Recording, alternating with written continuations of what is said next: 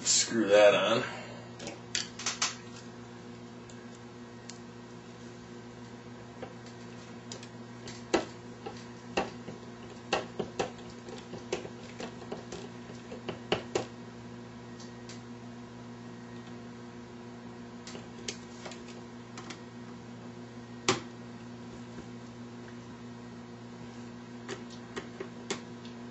Make sure she's good and tight.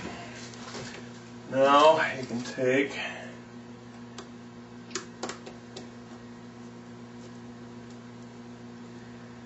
and pull.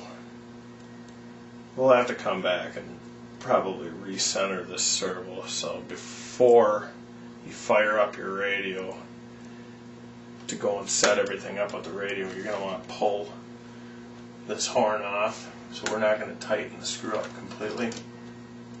Grab parts tree number 80006. We need the high-tech horn, which is number 24. 25 is for Futaba, 23 is for Airtronics JR and KO. And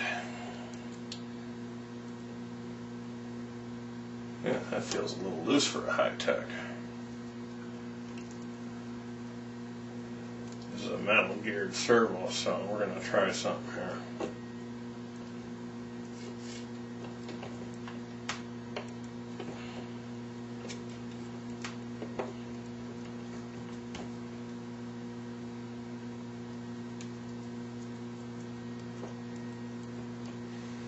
Now the Airtronics JR one is way too loose.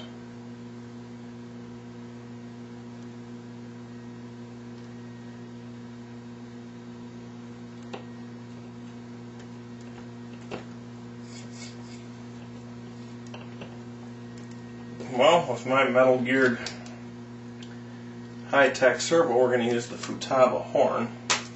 The other high-tech horn, for some odd reason, is really loose on here. So when you're putting yours together, check your horns. I normally don't run plastic horns anyways. I'll more than likely change this out with a metal one that I've got in my box later, but for now we're going stock. Okay, there's the servo mounted up. Next step, we're going to build the steering links for this front axle assembly. So I'll get that out of the way.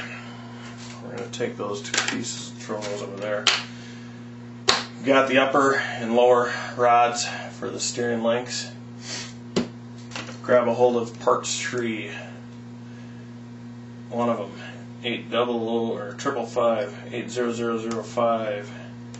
Pull off two of the bent link ends and pull off two of the straights. So you got two number 4s. No, actually, they're wrong on that again. It's parts tree number 80005. And we're going to get one that's got these all on so I can show you the mistake here so you're aware of it. This is not part number 4, it is actually part number 2.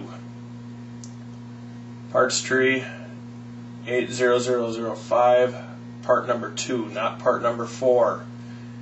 The other part, the straights for number 1, is correct. So just a minor mistake there in step number 30 in the book. Nothing too major. Grab your threaded shafts and put the threaded shafts into the 4 ball ends. I'm going to get these done and we'll come back. Okay, once you got the threaded shafts in, you're going to have to go and find your parts tree 80018 again and find 4 of the ball sockets. Get those out of there. Okay, we're going to do this first. Take the bent ball ends, put them on the main drag link. This is what connects the steering rods, or the spindles together. Make sure these are both facing pointing upwards, like so. Put the balls in with the flange pointing down. 1 and 2. Okay. Just like that. Now I'll do the servo link. And this one you're going to want the ends to be opposite of each other. One basically flat, the other one vertical, so just like that. As far as the balls go, you're going to want the flat one with the flange on the bottom,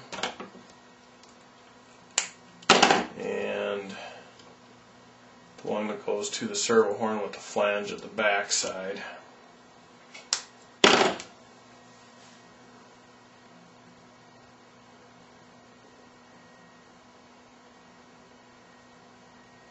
That's done. Okay, you're going to locate your screws and a couple of shims. You got one long screw and a shorter screw for the other side. Now I recommend, and I see they go underneath, I like to go for a little ground clearance when I put these on. So in all actuality, we will build it stock. That's the way we're going to do it, but come up from the bottom. Let's see, I'm going to have to, just don't push through these thread. To actually thread through.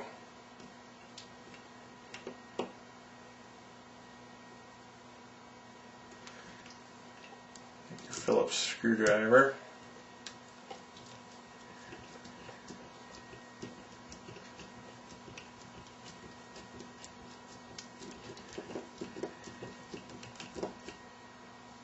I'm doing that wrong, I'm sorry, I was looking at the picture and not paying attention to what I'm doing. It's got to come down from the top side. Screw from the top, link from the bottom, nut from the bottom.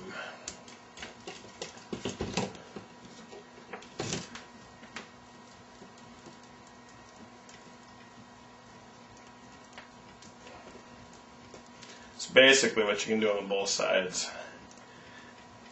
Well, on this side for sure is run the screw all the way down. And you can see you got to thread it. Hole isn't drilled oversized for where the screw drops through.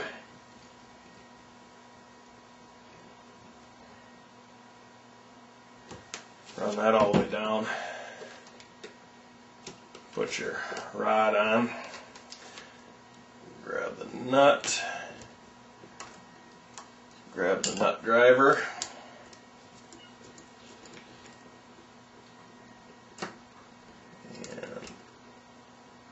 Snug that up. Go to the other side now with the long one. And remember, flange down, screw, there's a spacer, that aluminum spacer goes next.